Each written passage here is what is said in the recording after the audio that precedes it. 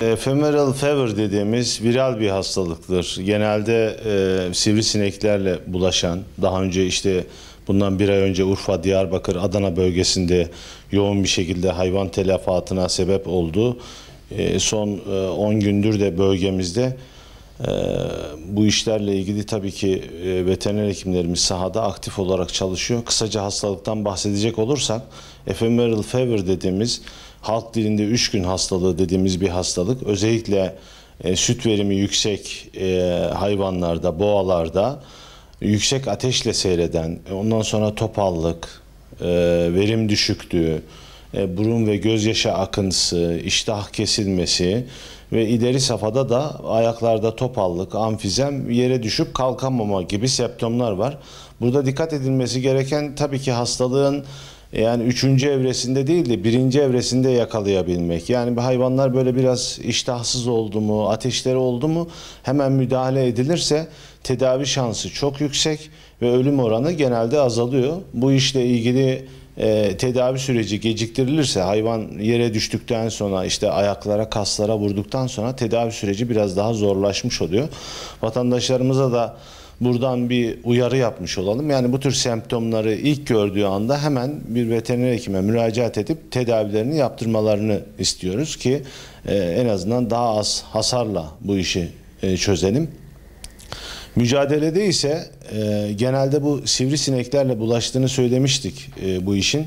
Mümkünse zaten Sağlık Müdürlüğü ve Valiliğimiz, Tarım İl Müdürlüğümüz bu konuda aktif olarak çalışmalarını yapıyor. Köylerde sivrisinekle ilgili mücadele çalışmaları var.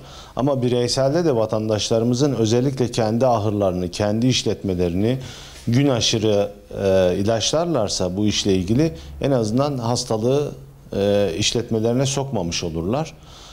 Bu anlamda da özellikle Tarım İl Müdürlüğümüze teşekkür ediyorum. Bu sürecin başlangıcından itibaren gerek köylerde bilgilendirme çalışmaları, gerek vatandaş ve ahır ziyaretleriyle vatandaşımızı bu konuda daha böyle bilinçli olmaya ve duyurular dağıtmaya başladı ve halen de hastalığın seyrini koordinatörü olarak takip ediyoruz.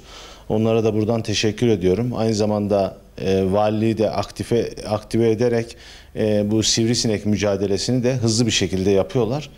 Onlara da buradan tekrar teşekkür ediyorum Tarım İl Müdürlüğümüz ve ekiplerine.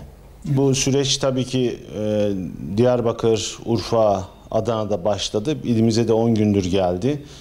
Tahmini beklentimiz bu işle ilgili 20 güne kadar havaların soğuması ve sineklerin azalmasıyla yani bu süreç bizde de yavaş yavaş azalacak.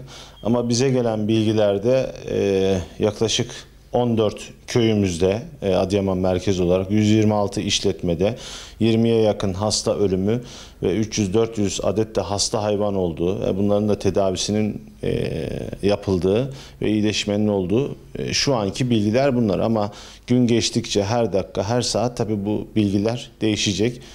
Önemli olan dediğimiz gibi bu işle mücadele edip bu hasarı en ucuz, en hafif şekilde atlatmak olacak.